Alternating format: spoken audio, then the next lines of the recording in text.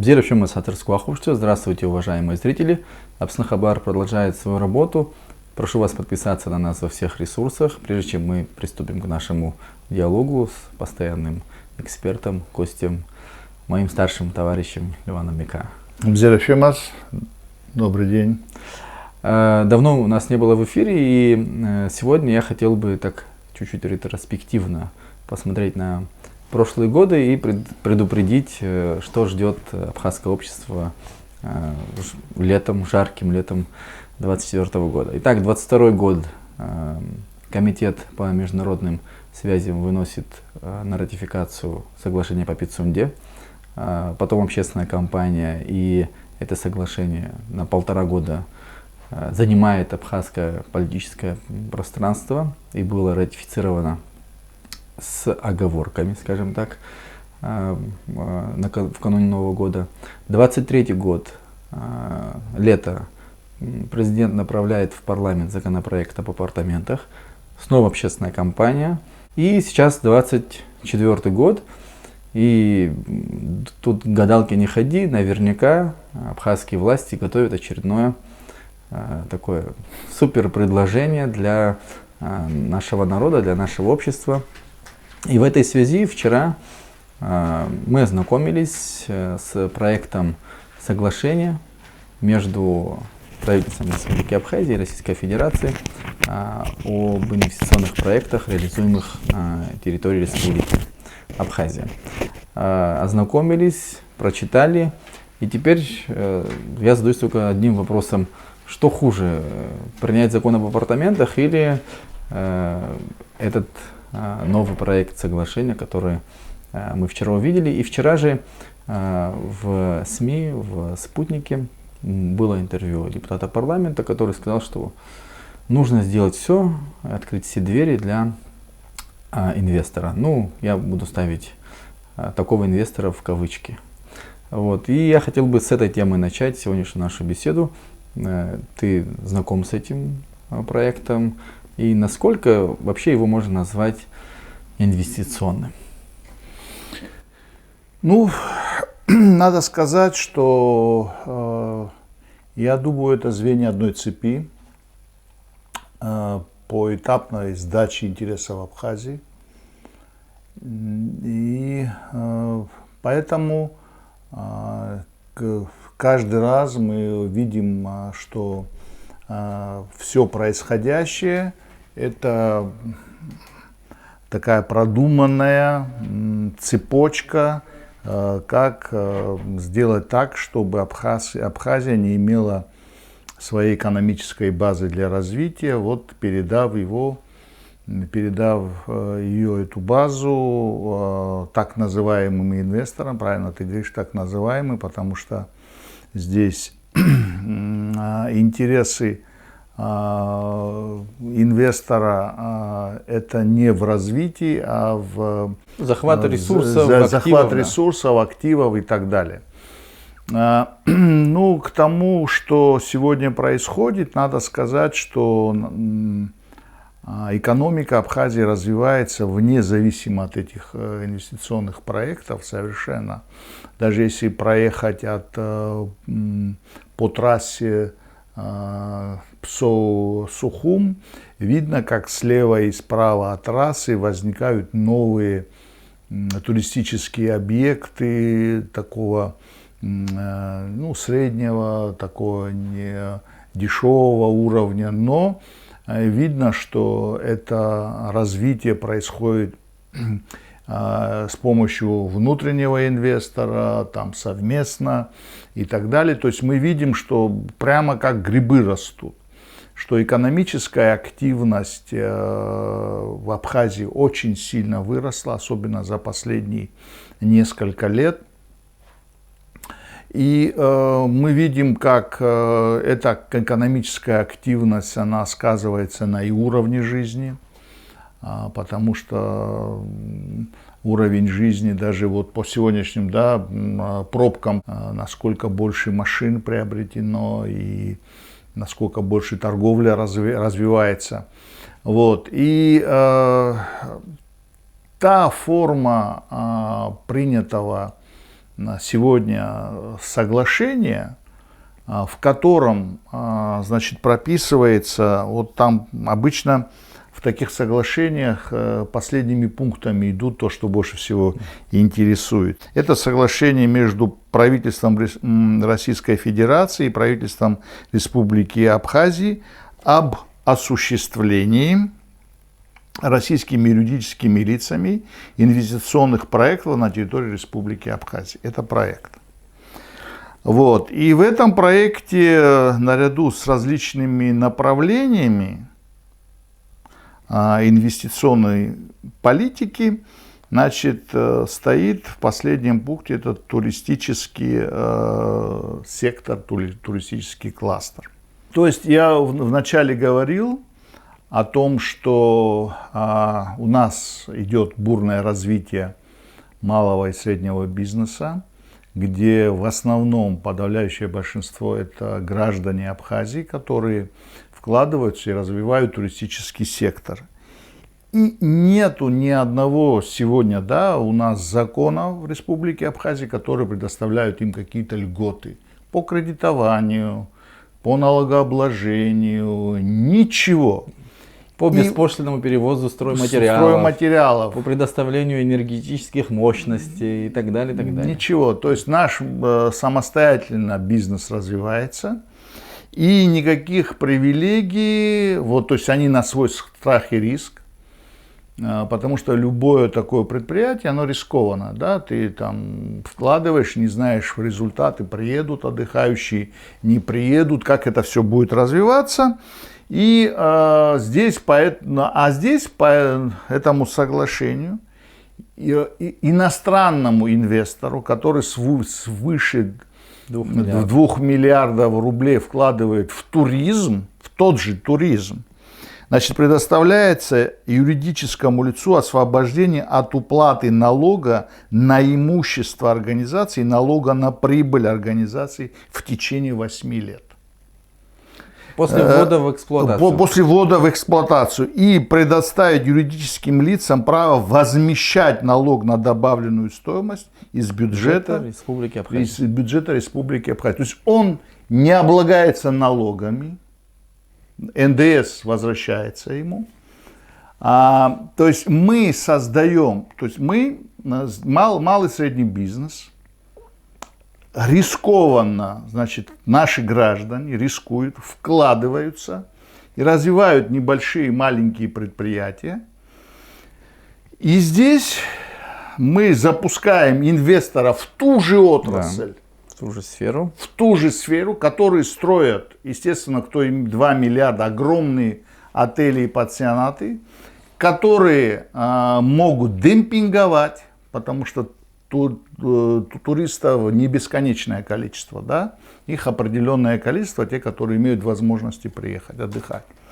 Значит, и они могут снизить цены, крупные предприятия, крупные отели, они могут снижать цену, потому что у них себестоимость каждой путевки намного ниже, чем у маленького предприятия, да? Там еще очень много пунктов на самом деле. Да, ну я сейчас вот хочу вот этот рассмотреть. Даже турист его приезжает сюда централизованно, то есть по турам, да, и так далее. Да. А здесь частный сектор должен их, извините, ловить, на границе ловить, да, там и так далее. То есть, да, централизованно он его привозит, он его централизованно кормит. То есть себестоимость у него, и поэтому он может демпинговать для того, чтобы привлечь к себе туриста. Частные же, это наши граждане, да, значит, не имея никаких льгот. То есть многие там взяли кредиты, там большие, да, у нас фантастические кредиты, да, цена денег в Абхазии огромная, дорогая. Значит, кто-то взял кредиты, кто-то взял займы какие-то. Значит, они на свой страх и риск развивают свой бизнес, работая там семейно, там, с привлечением родственников и так далее. И здесь крупный олигархический бизнес строит, значит, отели, спускает цены, потому что, значит, и туда, и сюда не помещаются, да, то есть это конкуренция. И мы своими же руками, освобождая, во-первых, у них уже НДС они освобождены, значит, им возвращается налог на прибыль. Значит, все Можно вот здесь один момент? Да. Предоставлять юридическому лицу освобождение от уплаты ввозных таможенных пошлин при ввозе на территорию Республики Абхазия строительных материалов и оборудования, да. И так далее. И так далее, и так далее. Мы освобождаем них и этими, освобождая его от налога, он тоже может снижать цену на путевки. Мы фактически этим самым уничтожаем свой родной средний да. бизнес в этой сфере. Да. То есть я понимаю, это вот когда говорят благо инвесторы, то есть в те сферы, в которые нельзя привлечь деньги, в котором нету специалистов, в котором невозможно эту отрасль развивать, есть преференции. Государство привлекает инвестора, потому что это долгие деньги в ту сферу, которая у нас развивается, в котором участвует основная масса нашего населения, которая приносит им прибыль и так далее, создавать как государство, создавать им конкуренцию в лице крупных иностранных инвесторов, освобождать их от налогов, которые прибыль всю увозят, да, правильно же, увозят. Там еще и с рабочей силой тоже интересные моменты. Да, с рабочей силой. Я говорю о том, вообще хотел бы саму идею вот этого соглашения. То есть нашей власти не нравится, что идет развитие Абхазии, развивается мелкий, средний бизнес, они строят отели, она им не помогает ни в чем. Ни в чем не освобождает ни от каких налогов, не предоставляет никаких кредитов. Люди самостоятельно все делают, а иностранному инвестору мы создаем все условия для того, чтобы он конкурировал с нашим местным бизнесом, для чего? Для того, чтобы он разорялся. Ну, это подавление просто своего малого и среднего бизнеса в этой сфере. Да. То есть, я, честно говоря, почему я говорю о том, что идет постепенное такое вот, так сказать, смывание наших устоев, да, наших экономической базы и так далее. Потому что вот такие соглашения, которые вот лоббирует сегодняшняя власть, она приведет к тому, что наше население от класса собственников, потому что если мы говорим о том, что сегодня эти небольшие отели, небольшие гостиницы, наши граждане являются собственниками, то при их разорении они вынуждены будут идти работать на других, на крупные корпорации, на крупные отели, на крупных сетевиков.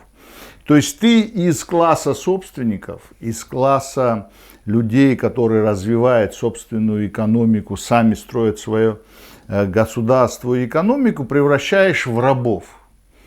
Я вот на днях смотрел обращение Владимира Касланзе, который сделал обращение после того, как единственный его сын погиб, да. И он обращается к абхазскому народу и говорит о том, что да, я вот погорел, и единственного сына, у него еще 2 дочери, но сын единственный, который продолжал бы мой род, продолжал бы мою семью, его не стало, но он герой, и он сложил голову за независимость Абхазии, за свободу Абхазии, он сказал, за то, чтобы мы не стали рабами.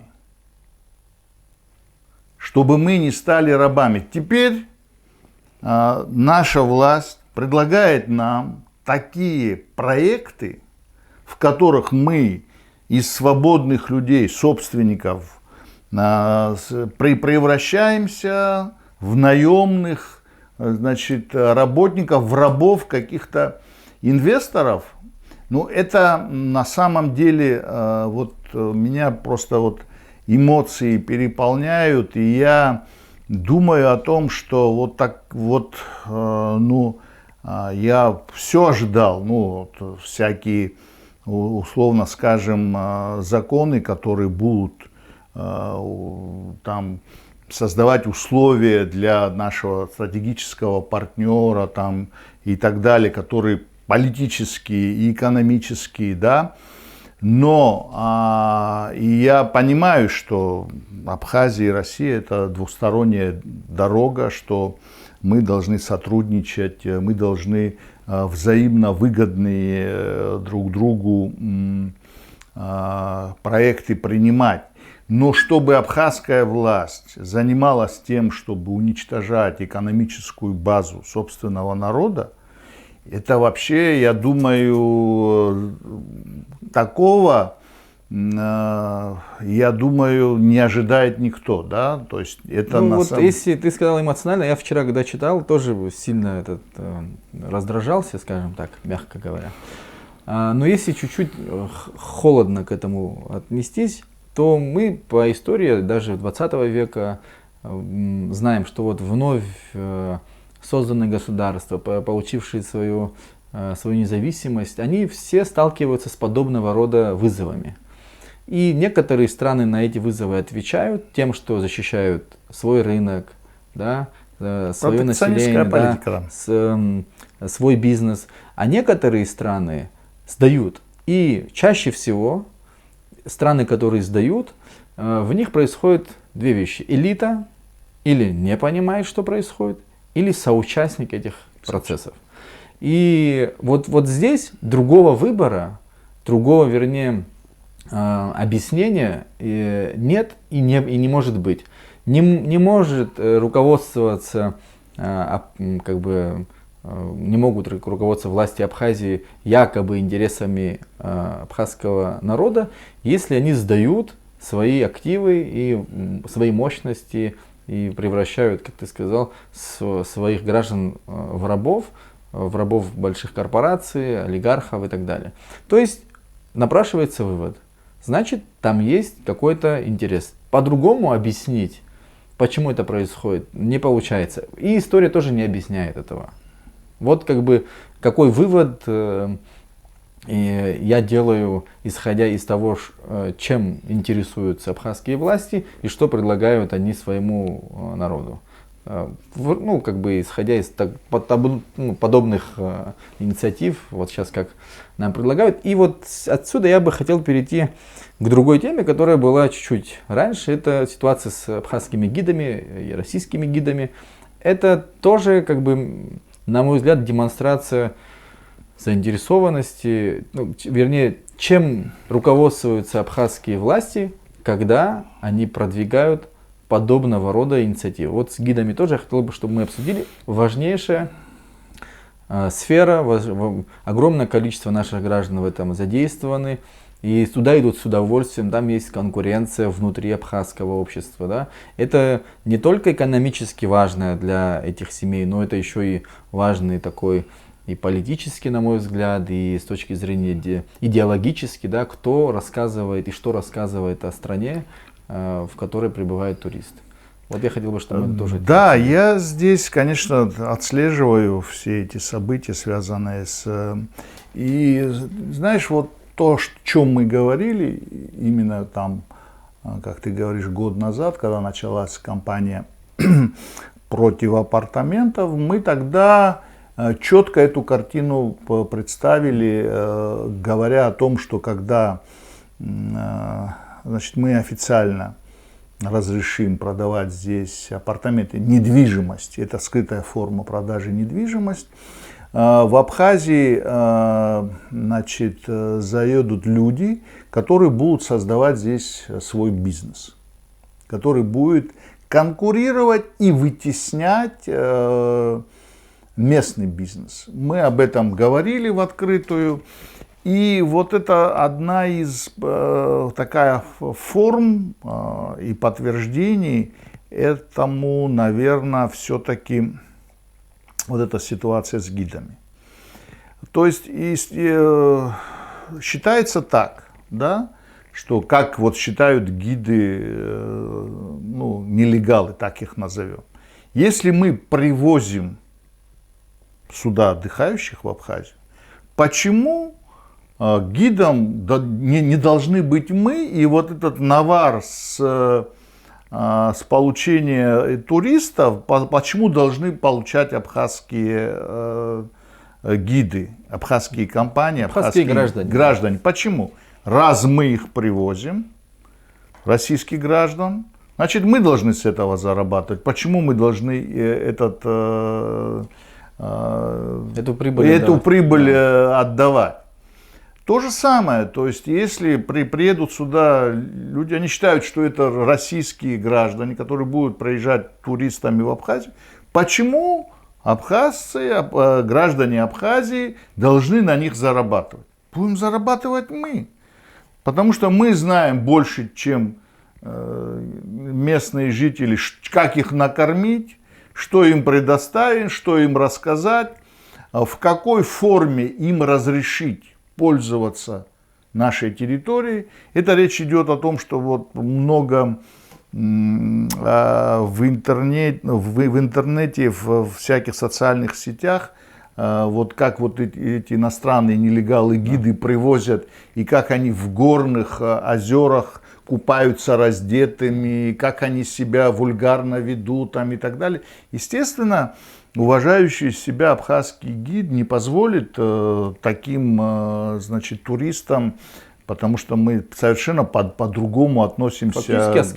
Осквернять свои святыни, потому что горы у нас... Там в дольменах фотографируются там и так далее. Да, то есть почему, то есть если мы, зная их потребности, этих, ну, людей там, не всех, конечно, но какой-то части, которые хотят вот так себя вести, почему мы им не должны это позволить делать, думают эти? Мы им, наоборот, можем этим их привлечь. Да, хайп такой. Хайп такой, да, что мы можем их, значит, раздетыми и совершенно, значит, в каких-то неприличных условиях их, чтобы они делали себе селфи, фотографировались и так далее, и так далее.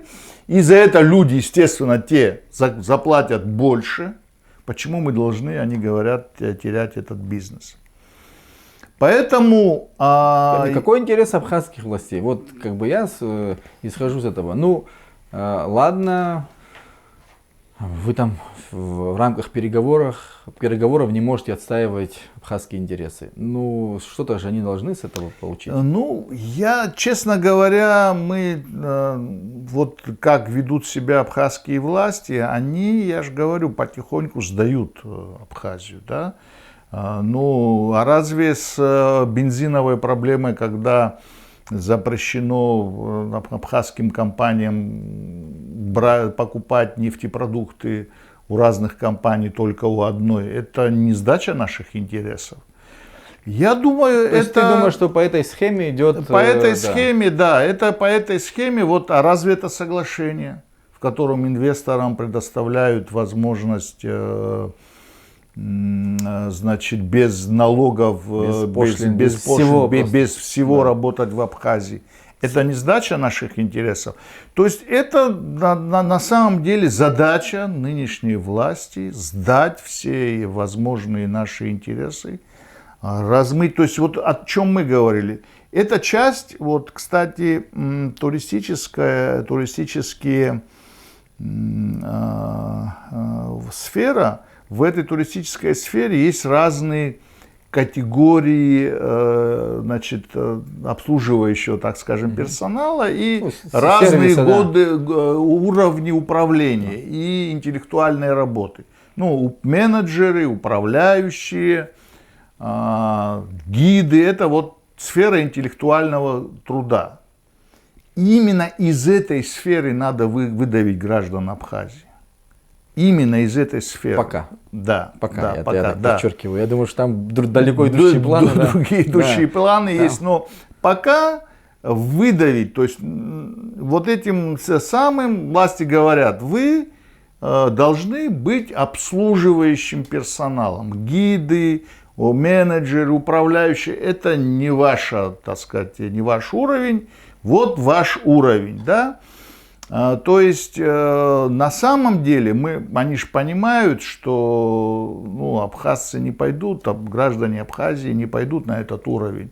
Естественно, тогда возникнет, вот вы не хотите же там работать, вы же не хотите быть... снова обвинить народ обвинить народ, обвиняя народ, они будут завозить людей массами. Вот вы не хотите, а кто-то же должен обслуживать. Кстати, если вот вспоминать те выгоды, которые якобы сулили нам эти апартаменты, когда и глава государства, и его подчиненные рассказывали, что вот будут рабочие места, то мы здесь что видим? Например, в ситуации с гидами на рабочие места отбираются у местных.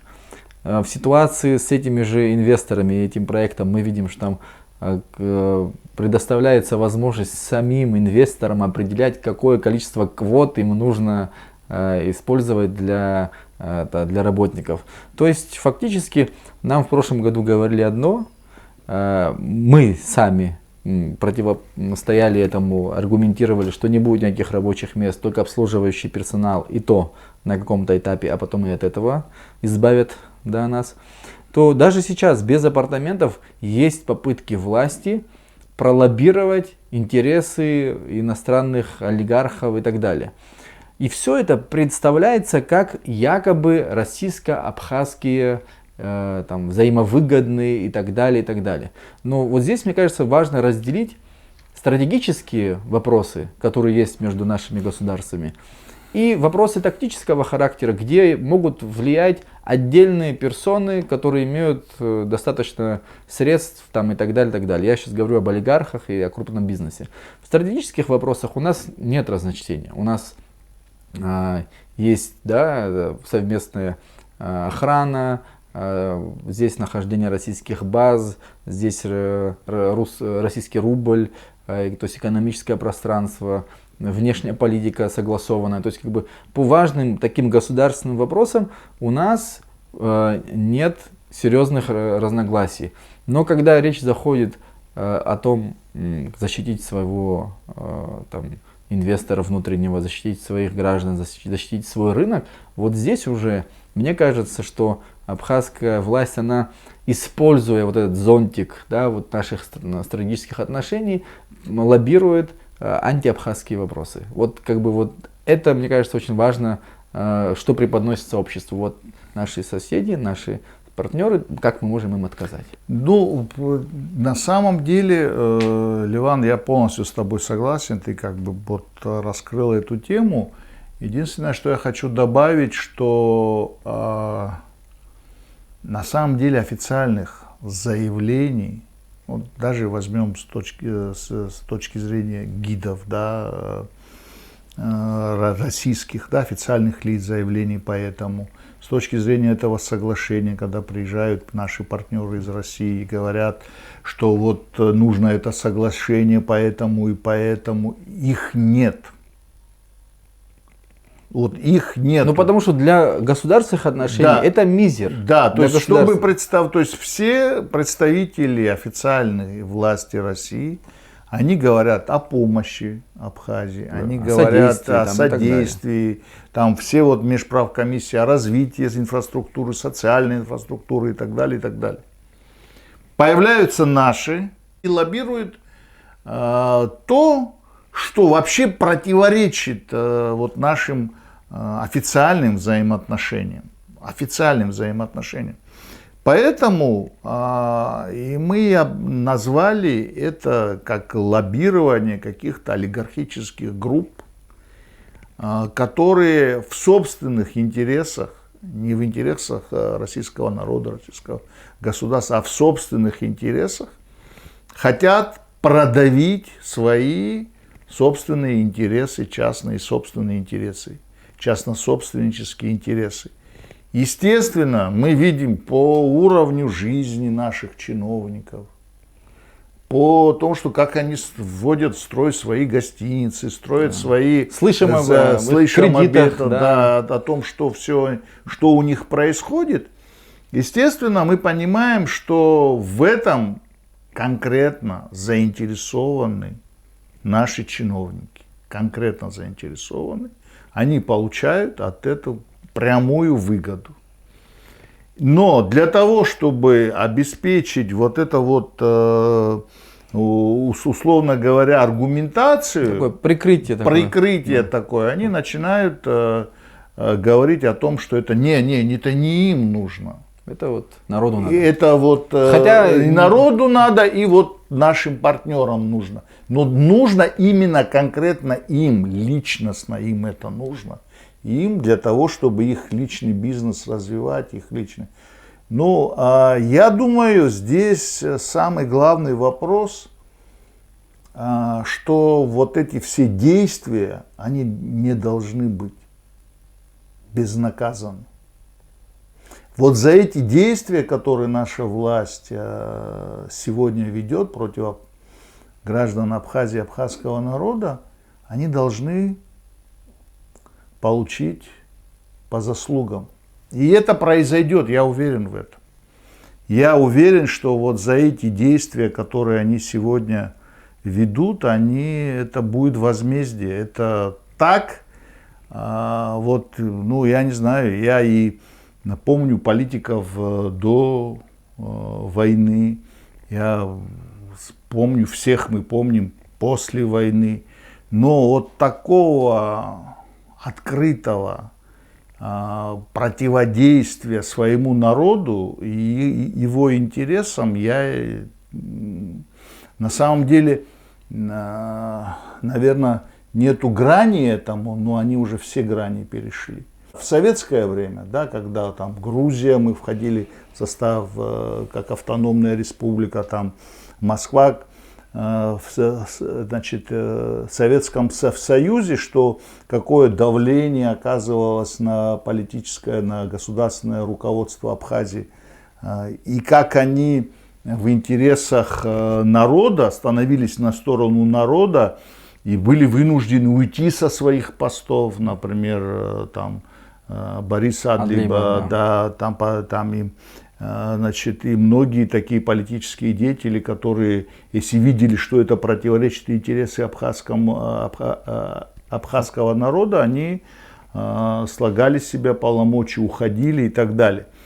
И по-другому мы бы до сегодняшнего дня бы не дошли бы.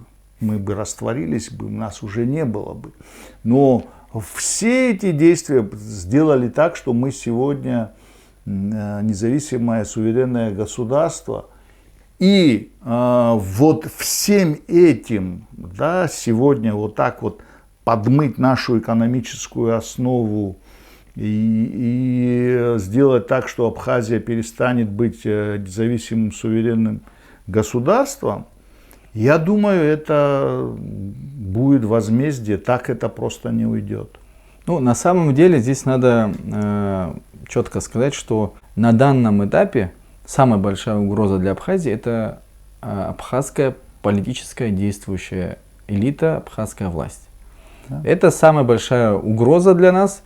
И здесь хочется на самом деле верить, что и надеяться, что и добиться, чтобы эти люди получили заслуженное наказание. Не ушли от наказания, как некоторые другие, продолжают оставаться в политике, продолжают развращать абхазское общество, да, с своими деньгами, своей коррупцией. Здесь действительно должно последовать наказание. Спасибо большое, Ливан, за эту беседу. Я думаю, что все-таки, как и начиналось сегодняшнее наше общение, лето будет жарким политически тоже, потому что нет надежды, что эта власть как-то отойдет от своего курса и вдруг начнет интересоваться благими делами для абхазского народа. Скорее всего, нас в ближайшие времена, еще в этом месяце, в июле, ждут очередные активности, аномальные предложения для абхазской государственности. И еще я хотел бы сказать, что надо продолжить разбор этого соглашения. Мы продолжим в суде Апснахабар точно. Да, на Апснахабар надо продолжить, разъяснить, я думаю, людям, о чем идет речь.